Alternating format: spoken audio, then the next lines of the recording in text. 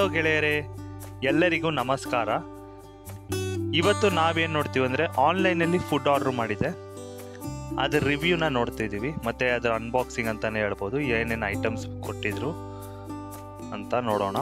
ನಾನು food order ಮಾಡಿದ್ದು Meghana's ಫುಡ್ಡಿಂದ chicken ಬಿರಿಯಾನಿನ order ಮಾಡಿದೆ ಮತ್ತು ಚಿಕನ್ ಲಾಲಿಪಾಪ್ ಮತ್ತು ಕಬಾಬ್ನ ಇನ್ನೊಂದು ಹೋಟ್ಲಿಂದ ಆರ್ಡ್ರ್ ಮಾಡ್ಕೊಂಡಿದ್ದೆ. ಮೇಘನಾಸ್ ಚಿಕನ್ ಬಿರಿಯಾನಿ ಅಂತೂ ಪ್ಯಾಕಿಂಗ್ ಅಂತೂ ಸಖತ್ತಾಗೇ ಇತ್ತು ಅಂತ ಹೇಳ್ಬೋದು. ನೀವೇ ನೋಡ್ಬೋದು ಯಾವ ಥರ ಪ್ಯಾಕಿಂಗ್ ಕೊಟ್ಟಿದ್ದಾರೆ ಅಂತ. ಆ ಚಿಕನ್ ಬಿರಿಯಾನಿ ರೈಸ್ ಜೊತೆ ನಮಗೆ ರೈತಾನ ಕೊಟ್ಟಿರ್ತಾರೆ. ಮತ್ತು ಇದರಲ್ಲಿ ಏನು ಇನ್ನೊಂದು ಸ್ಪೆಷಲ್ ಅಂದರೆ ನಮಗೆ ಚಿಕನ್ ಪೀಸ್ ಬಂದು ಸಪ್ರೇಟಾಗಿ ಕೊಟ್ಟಿರ್ತಾರೆ ಪ್ಯಾಕ್ ಮಾಡಿ. ಇಲ್ಲಿ ನೋಡ್ಬೋದು, ಇದೇ ಚಿಕನ್ ಪೀಸು. ಮತ್ತು ಅದ್ರ ಜೊತೆ ನಮಗೆ ಒಂದು ಚಿಕನ್ ಗ್ರೇವಿನ ಕೊಟ್ಟಿರ್ತಾರೆ. ನೋಡ್ಬೋದು, ಟೋಟಲಾಗಿ ಒಂದು ಚಿಕನ್ ಬಿರಿಯಾನಿ ಬ್ಯಾಗ್ನಲ್ಲಿ ನಮಗೆ ಇಷ್ಟು ಐಟಮ್ಸ್ ಇರುತ್ತೆ. ನಾವು ಆರ್ಡ್ರ್ ಮಾಡಿದ್ದು ಬಂದು ಚಿಕನ್ ಸ್ಪೆಷಲ್ ಬಿರಿಯಾನಿ.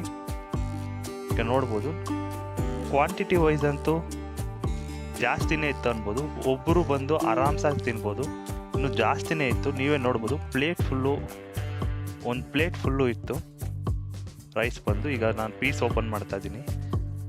ಪೀಸ್ ಒಂದು ಬೋನ್ಲೆಸ್ ಆ್ಯಂಡ್ ಸಕ್ಕತ್ತಾಗಿತ್ತು ಟೇಸ್ಟ್ ಅಂತ ಹೇಳ್ಬೋದು. ಸ್ಪೈಸಿಯಾಗಿ ಹೇಳ್ಬೇಕಂದ್ರೆ ತುಂಬಾ ಖಾರ ಇತ್ತು.